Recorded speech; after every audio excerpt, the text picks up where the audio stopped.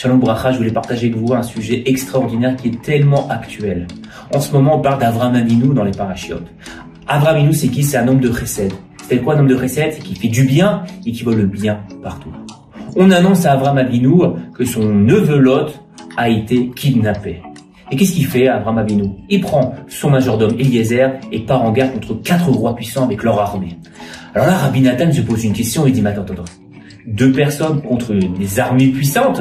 Et en plus, on sait que Lot était une personne qui n'est pas fréquentable. On voit qu'Avraham Avinu s'est séparé de lui. Pourquoi? Parce que ce personnage-là est considéré comme un rachat d'après la Torah. Comment ça se fait qu'Avraham Avinu a réussi à vaincre ses rois et à délivrer Lot? Avant de répondre à cette question, il y a un des élèves qui me demande, je voudrais bien savoir par rapport à la chronologie, à quel moment s'est passée cette guerre-là. Alors, on a un livre avec toutes les chronologies de l'histoire du Ham Israël. On ouvre et on voit que 1948, c'est la naissance d'Avraham Avinu. Et la guerre que Avraham Avinu a fait contre ces 4 rois puissants s'est passée en 2023, les amis. Quel clin d'œil d'Akadosh Baruch Hu. Alors évidemment, on parle depuis la création du monde, mais ce qui est incroyable, c'est qu'il y a quand même un parallèle avec aujourd'hui l'année civile. 1948, c'est la naissance de l'État d'Israël. 2023, c'est ce qu'on vit aujourd'hui, cette terrible épreuve où nos frères et sœurs ont été capturés. Donc là, on voit vraiment un message d'Akadosh Baruch Hu.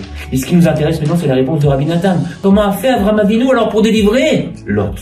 Là-bas, il nous dit, Rabbi Nathan, l'élève de Rabbi Nachman de Breslev, nous dit que Avraham Avinu, qui était un homme qui vole le tov partout, a cherché une nekuda tova, un point positif qui existait chez Lot. Et qu'est-ce qu'il a trouvé? Il a trouvé que de lui, plus tard, allait donner naissance à Ruth, qui allait donner naissance à la lignée du Mashiach. Incroyable.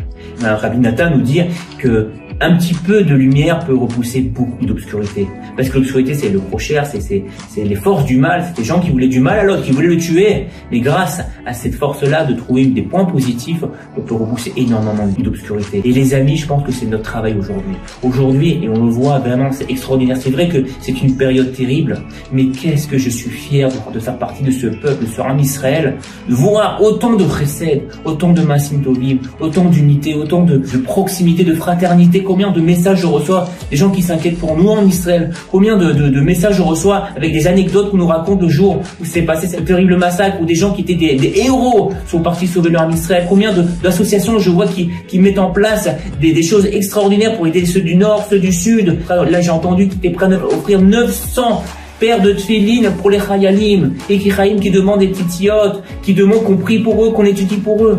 Et c'est ça, les amis, ce qu'on doit rappeler. C'est qu'en ce moment, c'est dit que c'est terrible. Le Ham Israël est comparé à une olive. Pourquoi? C'est seulement la pressant qu'on en sort la meilleure des huiles. C'est la même chose. C'est que, hélas, on est pressé, mais on sort la plus belle des huiles. On sort le vrai visage du Ham Israël. Et c'est ça qui va permettre de délivrer le Ham Israël. Comment? Je pense que vous, comme moi, tous les jours, on prie. On prie pour la délivrance du Ham Israël, pour la Yeshua de Rachamim. Alors, on doit rappeler, regarde, Ribono Shel Olam, regarde ce qui se passe, regarde telle personne, ce qu'elle a fait pour les soldats, telle personne, ce qu'elle a fait pour l'homme Israël, etc. Rappelez tout ce qu'on a entendu, toutes ces belles choses, et on entend tous les jours de nouvelles choses, vraiment, tout ce qui a été mis en place. Et ça, les amis, quand on va faire ce travail-là, on va en fait, comme nous dit Rabbi Nathan au nom de son maître Rabbi Nachman, on va en fait lui mettre des petits spots comme ça, on va mettre vraiment le doigt sur ce qui est positif dans l'homme Israël. On va mettre beaucoup de lumière et repousser beaucoup d'obscurité. Donc aussi, on peut chercher des nekuda tovot qui glissent chez nous. Parce que parfois, on se rend pas compte. On pense que c'est normal que je mette les tefilines, que je me fasse une bracha avant de manger, que je fasse la prière. Mais les amis, on se branche à chaque fois avec l'éternité. Moi, je peux comparer ça à une petite braise. Vous voyez, une petite braise, dedans, il y a de la chaleur.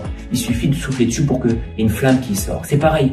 Faut comprendre qu'à chaque fois qu'on rappelle une mitzvah qu'on a faite, que quelqu'un l'a fait en fait, qu'est-ce qu'on fait? On recrée un feu. Et l'ancien, on dit, tiens, c'est vrai qu'il a fait cette mitzvah-là. Tiens, c'est un sadique. Tiens, ça donne beaucoup de lumière. Tiens, ça peut aider le Ham Israël.